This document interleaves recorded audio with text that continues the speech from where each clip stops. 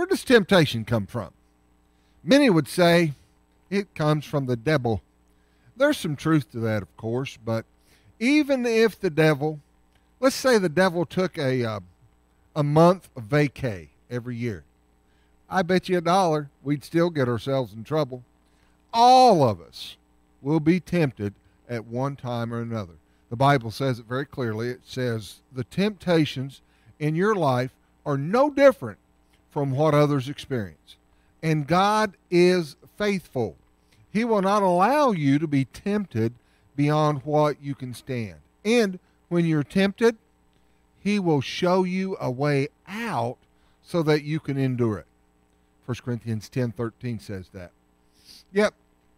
Yet there's something we need to recognize about temptation, I think, because I play a key role in my own temptation. James tells me this. He says, temptation comes from our own desires, which entice us and drag us away. These desires give birth to sin. These desires give birth to sinful actions. And when sin is allowed to grow, it gives birth to death. In that verse, James breaks down the steps of temptation for us. First, we're lured away by our own desires. The temptation comes to mind and we say, I ain't going to do that. But I'll just take it for a test drive. I'll just kick the tires a little bit. I'll kind of just think it through. What would it be like? But when we take the bait, which makes us responsible, and we're under its power, and frankly, sometimes we're enjoying the ride, there's a momentary moment of euphoria in sin. The next problem is this.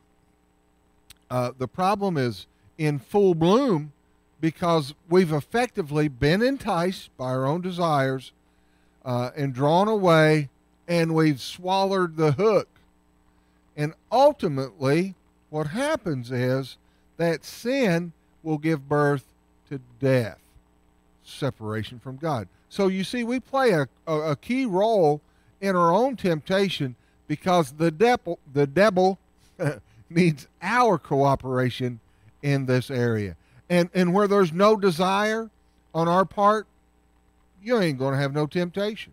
Remember, it isn't the bait that constitutes temptation. It's the bite.